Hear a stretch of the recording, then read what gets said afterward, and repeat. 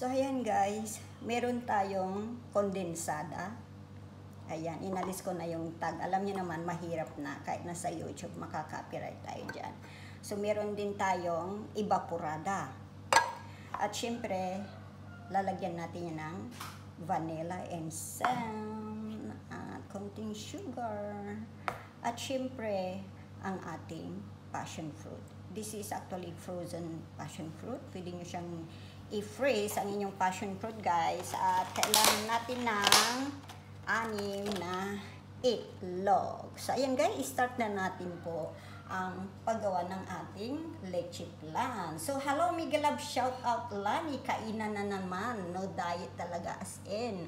Kaya, ako'y nagtataka bakit lumalaki ang aking tiyan.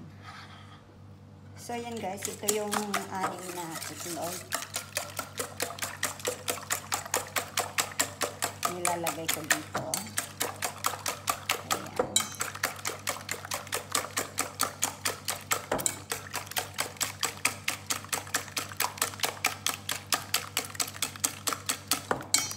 Ayan.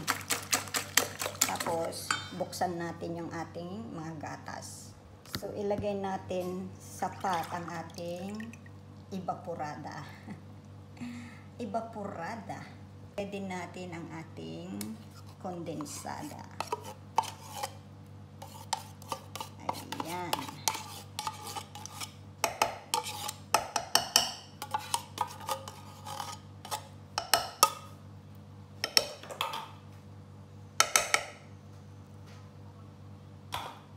At ihalo na natin guys ang ating vanilla. I-scrub ko na rin po ang ating passion fruit dito guys. Ayan. Kasi ipainit natin yan. Parang warm lang siya. Hindi naman siya totally kulong-kulo guys. Kukunin lang natin yung lasa ng passion fruit. Lalagay na natin lahat ng ating passion fruit. So ang gagawin natin dito ay haluin lang po natin.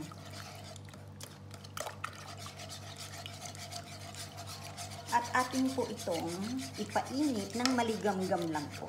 Huwag niyo po siyang hayaang kumulo. Kasi once na kumulo, ang pangit po ng kahihinatnan. Magkakaroon siya ng mga bubbles sa loob ng inyong cream caramel o sa Pilipinas ang tawag ay leche flan. So let's go. Painit na po natin. Okay guys, i-stir natin yan at hayaan lang natin siyang uminit. Pag inyong ginanyan at mainit na sa inyong pakiramdam ay i-off nyo na ang ating apoy. So, andyan yung ating mga. So, ito po yung ating mga gatas. So, haluan ko lang siya ng konting asukal kasi po ay sweet na siya masyado. Ito na po yung ating asukal dito. Hindi ko na po siya nilagay lahat. Baka na naman siya yun. Pero masarap kasi dapat kung sumabango po siya. So habang ini-stir nyo siya, naaamoy nyo yung passion fruit. So yan, ito yung ilagay ko na nga lang lahat yung half cup na asukal. Nagbago isip ko. So, hayaan lang natin itong maging maligamgam. So, ayan, malapit na siyang mainit guys. Ayan, maligamgam na siya. So, pwede niyo siyang i-off yung fire at ihalo ang inyong itlog. At saka nyo siya,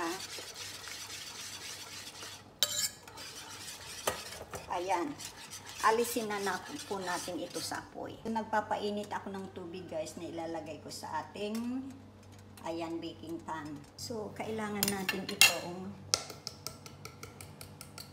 salain guys. So, mainit yung ating kalan.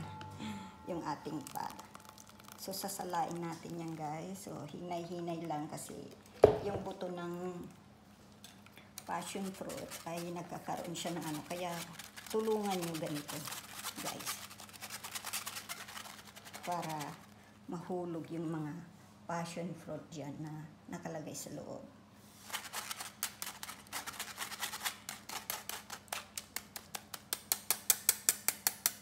Yan.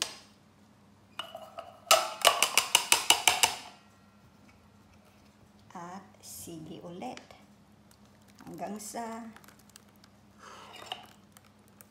ma-strain na ninyo lahat ng ating ayan, mixture. So, ayan guys. Ilagay na natin siya dito sa ating prepared Huwag niyo siyang masyadong punuin.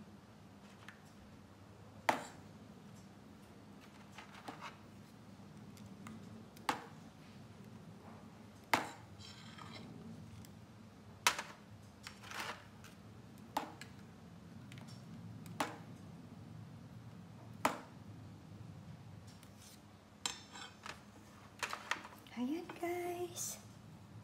O diba? Bongga. Sakto. Ayan guys. Okay na yan. Tyan, tyan, tyan, tyan, tyan, tyan, tyan. So ibibik lang natin yan guys. Alisin ko muna itong dito kasi lalagyan ko yan ng hot water.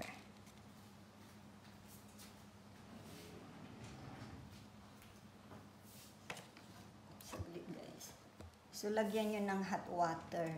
Ayan. Dapat hot water ang ilalagay nyo. Kasi i-steam natin yan. Lagyan natin sa oven. So, okay na yan. So, ibalik ko yung dalawa. Ayan, balik sila dyan. And then, ilalagay natin yan sa oven at ibibik natin ng 10 to 15 minutes. Or aabot siya minsan ng 20 minutes. Depende po sa kapal ng inyong lianera. Okay guys, bake at 180 Celsius for ayan, 15 to 20 minutes. Depende sa laki ng inyong lianera guys. Kung malaki ang inyong lianera ay aabutin siya ng 20 to 25 minutes. But this one is all smaller size kaya madali lang siyang iluto. So, ayan guys, after exactly 20 minutes ay ready na yung ating leche flan. So, atin nang hahanguin yan at ating palalamigin bago natin siya ilagay sa ating fridge. So, ayan guys, nilagay na natin sa fridge. Ayan. So, ready na natin tikman ang ating passion fruit. Ay, lang. Ilusan lang po natin ng kutsilyo ang gilid. Alam mo na, ganyan.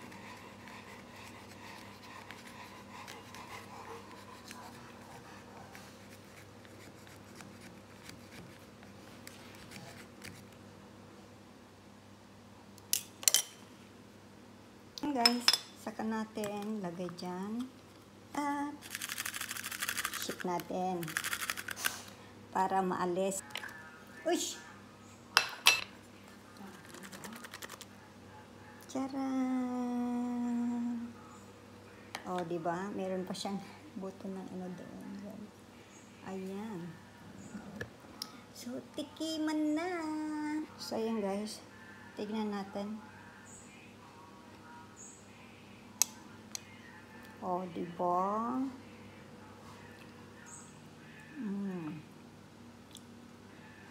Maasim-asim.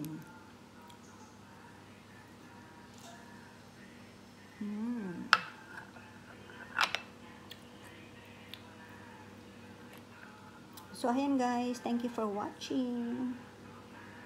Very creamy po siya guys. Creamy.